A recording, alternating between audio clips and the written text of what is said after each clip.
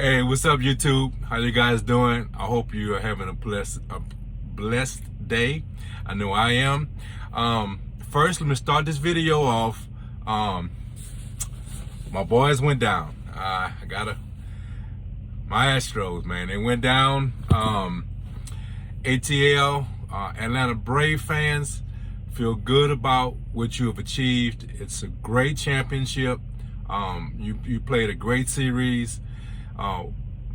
To be totally honest, we're fortunate to push it to 6 games. You guys really played well. And it was, in essence, it went to 6, but that was about the closest dominated series that went 6 games. If I could put it, if that makes any sense to anyone, it's just, you just have to feel good about what your team did, man. You had your best player go down, and you fought through it, and you got the victory. So, from an Astros fan, a loyal Astros fan, right? Since I was 5-6 years old, right? Been an Astros fan all my life. I congratulate you. I really do. Thought we was going to revenge some of the pain you issued back in the day when we was in the same division. This wasn't the year for it. You guys dominated. Great job, and congratulations. So let's get on to this football. This is a recap video of week 8. There was some interesting things that went down. Yeah, very interesting, man. I tell you. So let's start with Thursday night game. Green Bay Packers and the Cardinals, right? So I really thought that the Cardinals would be able to find a way of pulling this game out. It was a great game to me. I think that Green Bay, they did a great job. They really did. The defense played very well, and they really put themselves in position to win the game. But I think the Cardinals showed that they are legit, even in this loss. Because with all the things that was going against them, they still managed to put themselves in a position to win that game. And AJ Green, I don't know what he was doing. Obviously, it was miscommunication. He wasn't looking for the ball at all because, Kyler Murphy put it on him. To me, that was a perfect throw. He turns around and it slaps him right in his chest, right? That was just a perfect throw, but he didn't turn around. He didn't make a play on the ball, and you saw the result. But even in a loss, these guys show that they are for real. There's no quit in them.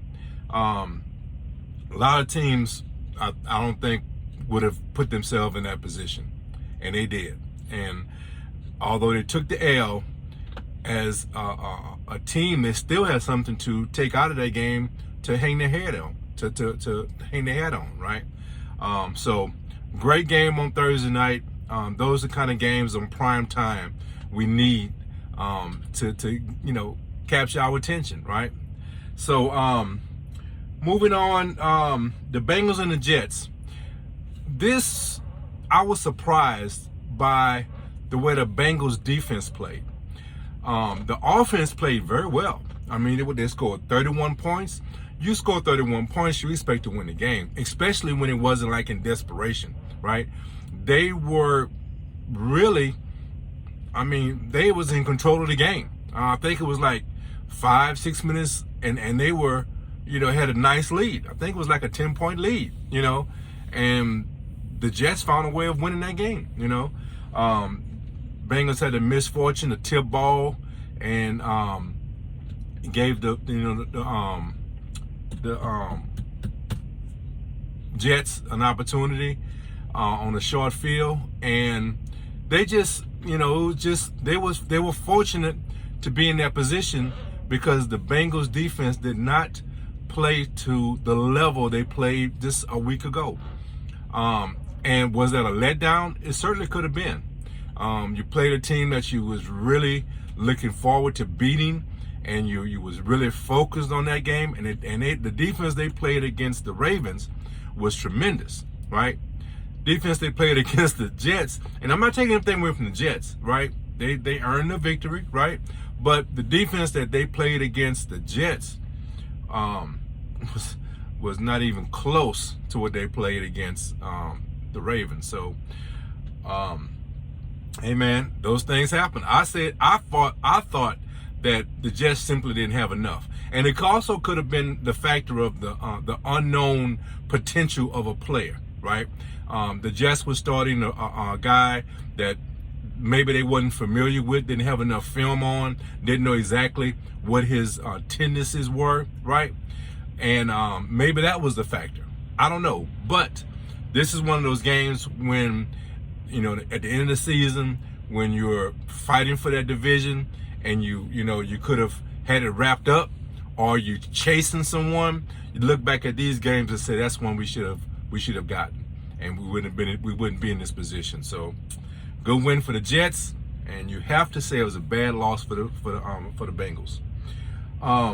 The Colts and the Titans, that was I watched almost the whole game, and it was a very competitive game, man. It was very extremely competitive. Colts played with that desperation that they needed to play with, because any losses in this spot, that's like a two game loss in essence. The Titans win, you lose.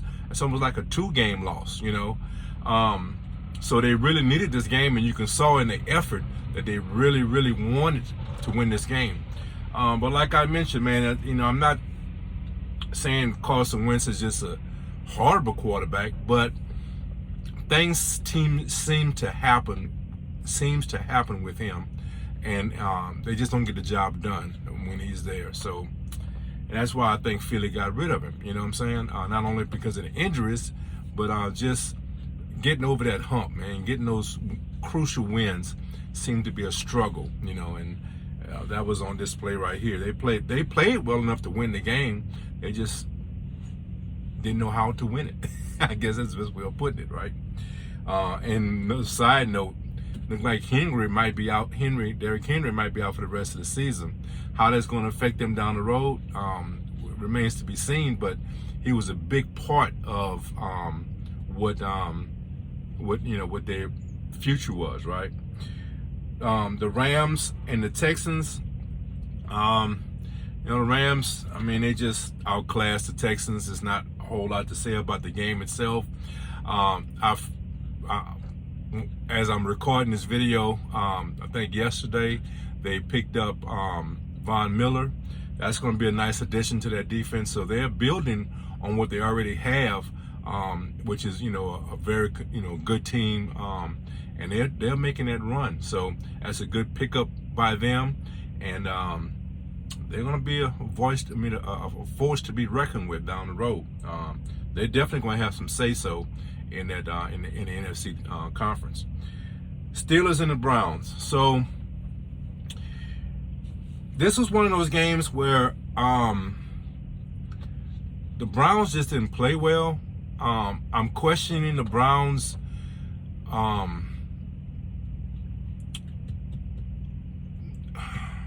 can I put this? You have Odell Beckham, and I think Odell got 2 targets and 1 catch. How does Odell Beckham get 2 targets and 1 catch? That should be against the law. Some law should be written against that, right? I don't know, man. I don't know. I really don't know what's up with this team. There's no reason why they shouldn't have scored more than 10 points. And I know Pittsburgh is no slouch. I know Pittsburgh is a prideful team. They're a very consistent team year in and year out. But if they had lost, 21 to 24 or 34 to 37, if they had lost a shootout, a high-scoring game, I would understand it a little bit better. How do you only score 10 points against Pittsburgh? That, to me, what I take away from that is that you have some issues. Is Pittsburgh defense, has it gotten that much better in these past few weeks? Because I haven't seen it, in these other games, Now they're able to shut down a Browns team that's supposed to be, playoff caliber team. It to me, it's an indication that maybe there's some issues, right? And how does Odell Beckham get 2 targets? That's one of the big questions. That's a huge question to me. So good win, Pittsburgh. I got to say that has to be a bad loss for the Browns. Has to say that. You have to say that. Eagles and the Lions, man, the Eagles just rolled, man. They got on the roll, got some turnovers, and they just outclassed the Lions, man. That was a beatdown, man. It really was. And I think one of the takeaways from this game, I would say, Lions have fought some very good teams and made it interesting. They couldn't do it against the Eagles. And what I take away from that is that the Eagles, like I've been telling you, the Eagles is not a bad team, and I'm not saying that they are going to be a playoff team, but they're simply a few off seasons away from being a true contender, So I think this is a great indication. You don't sleep on the Eagles. They are a quality team that just have some missing pieces, right? So that was a horrible loss for the Lions. It really was. The Bears and the 49ers. So I kind of predicted this was going to occur. The 49ers are I think they're a better team than the Bears, and they the Bears just have to work out some issues, man. The quarterback play wasn't horrible, wasn't bad. The team just has some issues. They just have to work some things out. It's a work in progress, like they say, And 49ers just outclassed them, outplayed them. But the 49ers are not very consistent. Okay. They play this way against the Bears, and then they lose to, the Jaguars. You know what I'm saying? They're not a consistent team, So I don't have a big takeaway from this game at all. I kind of predicted it, but I don't think it's a huge indication the 49ers are just a great team. I don't get that either. So then there's that. Okay, the Panthers and the Falcons. So I really thought the Falcons was going to pull this game out. I thought they maybe was turning the corner to showing that they were at least an average team. And soon as I put some faith in the Falcons, they let me down, right? I mean, they let me down in a kind of fashion that, I'm just saying my prediction was wrong, because I thought that they had turned the corner and was actually going to be at least an average team. This indicates to me that they're a below average team. Okay, but we'll see. They're a work in progress. One takeaway from this game, and one subject I want to bring up, is Calvin Ridley. So, he's been taking some time off, and I love the Falcons have not really put out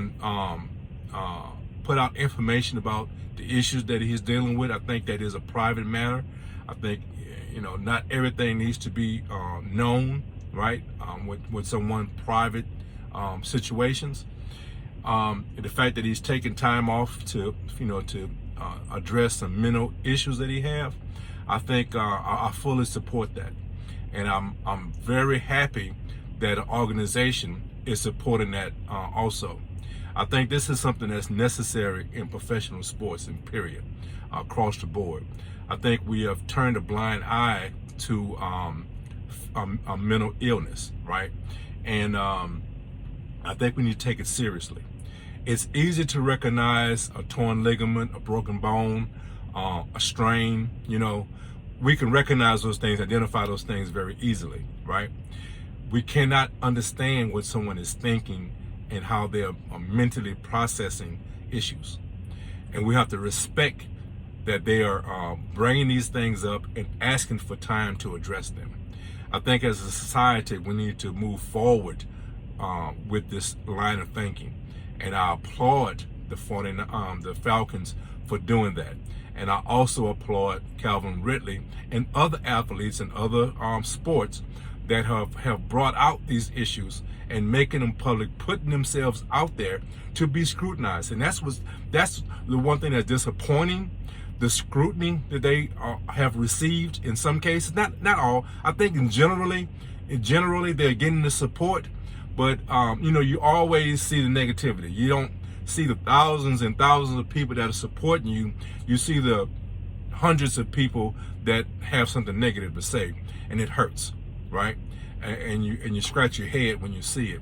So I think as a society we need to embrace these athletes.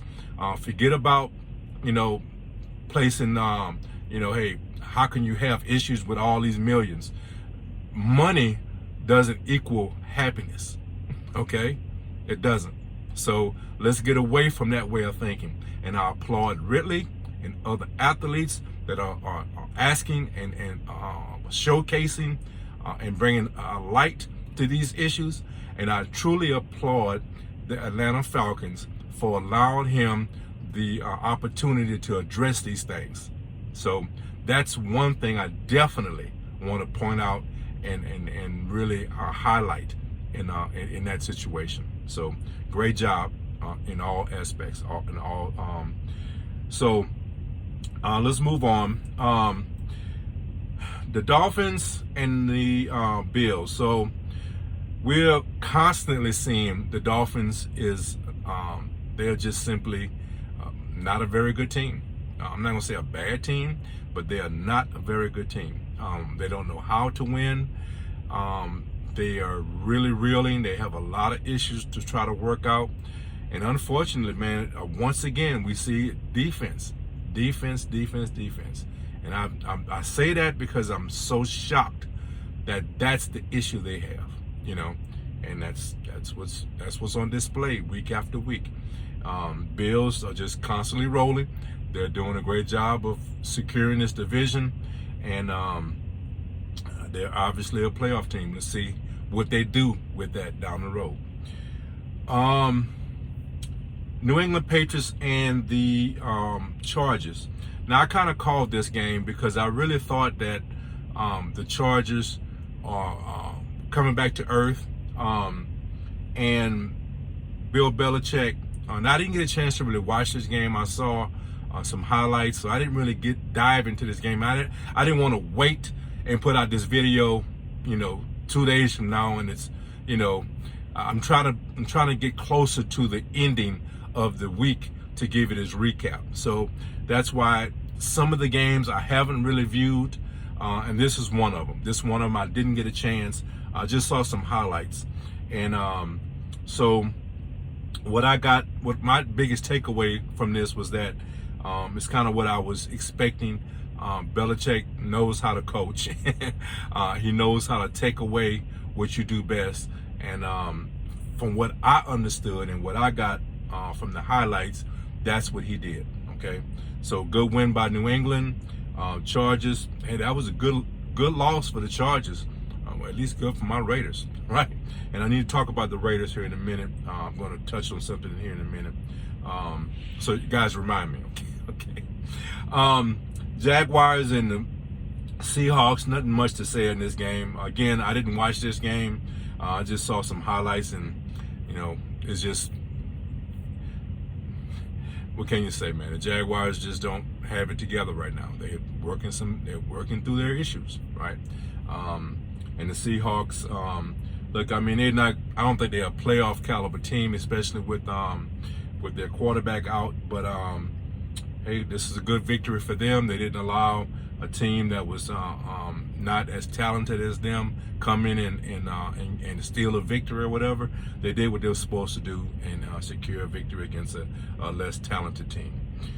The Broncos and the Washington football team, there's not much to say here. I mean, Washington is not very consistent. The Broncos are not extremely consistent, and they got a victory. Do we now say that the Broncos have given up.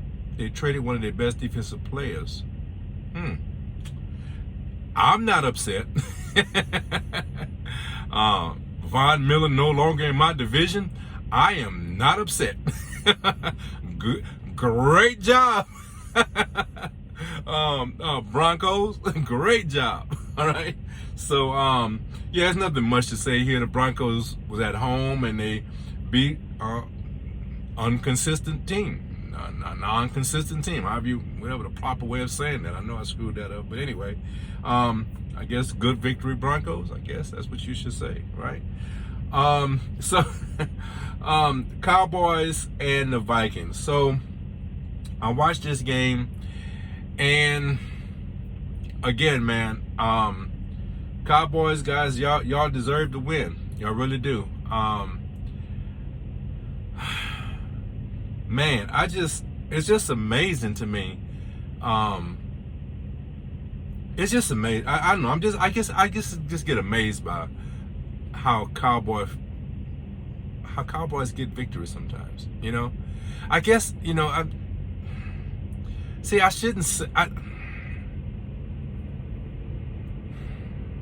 You had a backup plan against a team that you was probably equal to, and you still got the victory. Should I just stop being silly and just admit that you're a good team? No, not a good team, a very good team. Should I just accept that? It's kind of hard sometimes, but I guess I got to accept it. Cowboy fans, you have a good team, a very good team. Damn, it didn't taste good. I don't know. That was a sour taste in my mouth when I said that.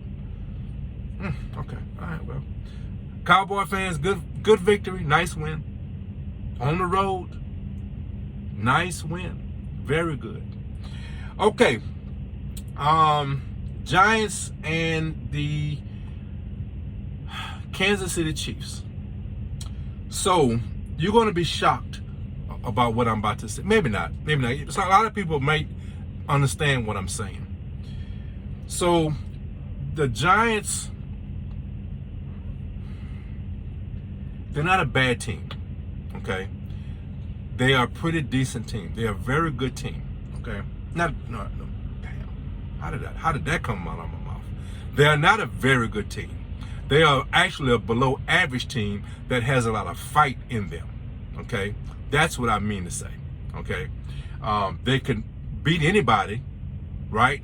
But they're not going to have, I don't think they're even going to have a winning record, much less, I think they're going to have if they get 6 wins, I think that's going to be a pretty good season for them. I know Giant fans are going to crush me for that, right? But they're a competitive team, right? But the Chiefs needed to make a statement.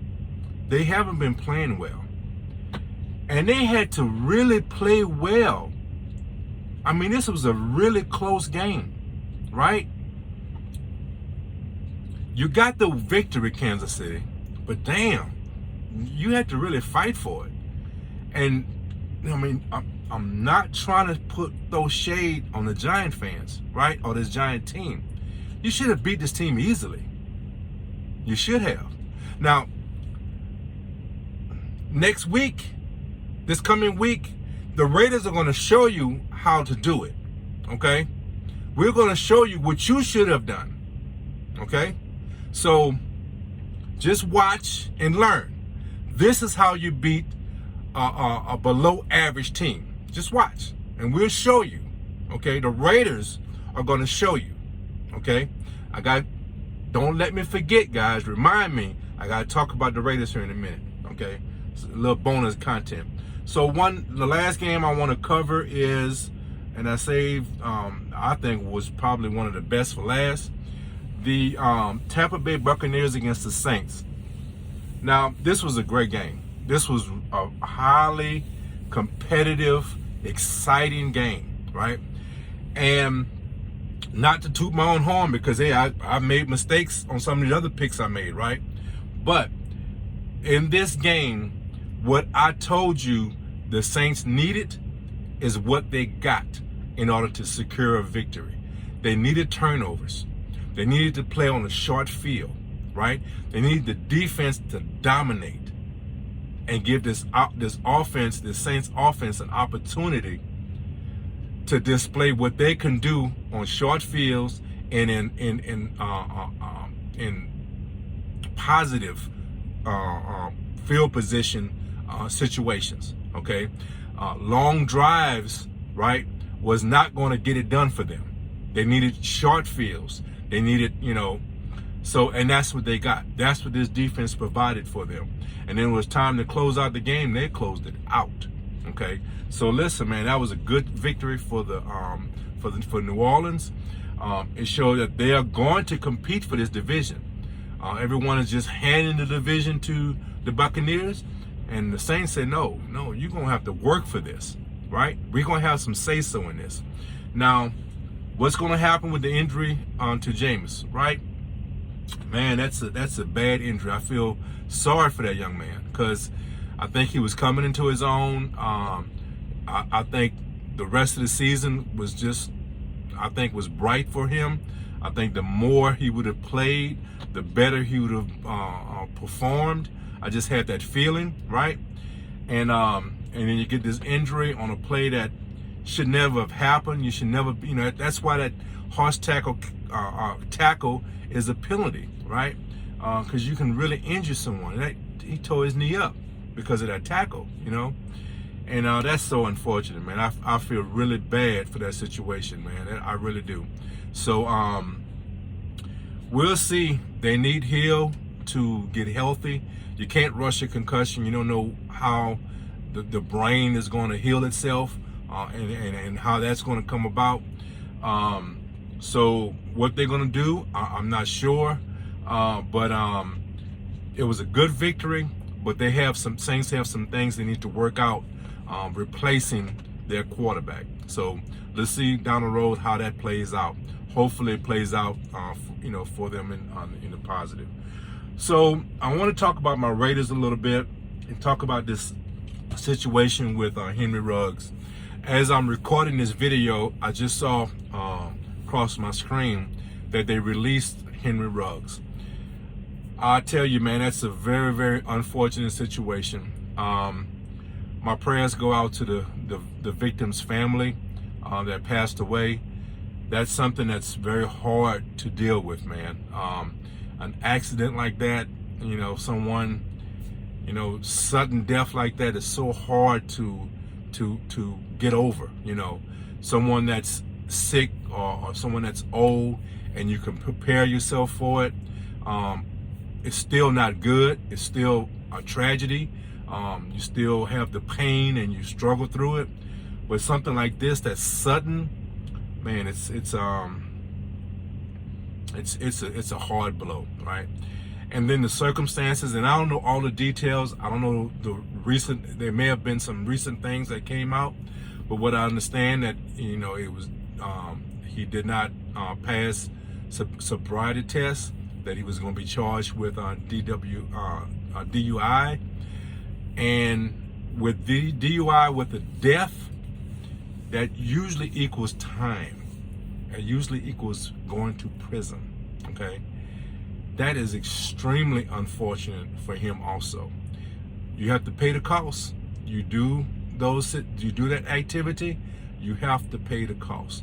And what's a tragedy in that whole situation, when you have the financial funds to avoid that, right? That's what's so tragedy. That's the tragedy of this situation, because it could have been avoided. That life could have been saved by simply calling someone. You have enough money to get you a very nice car service to come and get you. If you know that you're going to drink just a little bit. I'm a professional truck driver, and I used to drink on my home time, right? Not a lot. I was not an alcoholic by no stretch of the imagination, but I used to drink beer here and there, and but I realized that just a slight indication of alcohol in my system, being a professional, right, could affect my ability to earn for my family. So I stopped drinking altogether because of it, right? When you're a professional athlete and you have the resources, the financial resources, even if you have a hint or idea that you might be consuming alcohol, right? I'm not going to even mention drugs, right? But if you're going to consume alcohol, if there's a possibility of you consuming alcohol, use a car service. It's so simple, and it's a fraction of the money that you make, right? And we're talking about someone who was a first-round draft pick. So, we're not talking about someone who barely made the team and is getting the league minimum. Even those guys have the resources to at least call an Uber, right? If you are a first-round draft pick and have a decent contract and some money in your pocket, right, you can call you a nice luxury car service, okay? So that's the tragedy of the situation. I mean, Ruggs have to pay for whatever his responsibilities are in this situation. At one point, they were talking about perhaps the accident caused him not to pass his sobriety test, but I don't think that's the case. I think he probably did have consume some alcohol, but I don't know. I don't know. I'm just telling you how I feel and what the indications are, right? So, I just wanted to touch on that. I know that's making this video a lot longer than I want it to be, but I just want to pass my condolences to the family, and it's just a tragedy. It's a tragedy on both ends. You have a young promising career that's now ruined, and you have a family that has to deal with the sudden death of their relative, and that's tragic. That's tragic. So on this somber note, I'm sorry to end this video in this way, but perhaps it will put something into your mind that perhaps you should realize taking chances, thinking what you can do, can cause someone to lose their life. Make better choices, guys. Understand the consequences of those choices. It's a huge price to pay, and it's a huge price of a family suddenly losing a family member. That's a hard thing to deal with, and you don't want to be put in the position to have to face that family, because sorry doesn't cut it. You just took someone's life, and sorry doesn't cut it. Okay, so listen, guys, I hope you enjoyed the video. Sorry for being a little long, but I really want to touch on that. And guys, take care of each other, love each other, and guys, be blessed. Ready Cav is out. Peace. Again, congratulations to the Atlanta Braves. Great job, great championship, and you deserve it. Enjoy it. Have a good one, guys. Peace.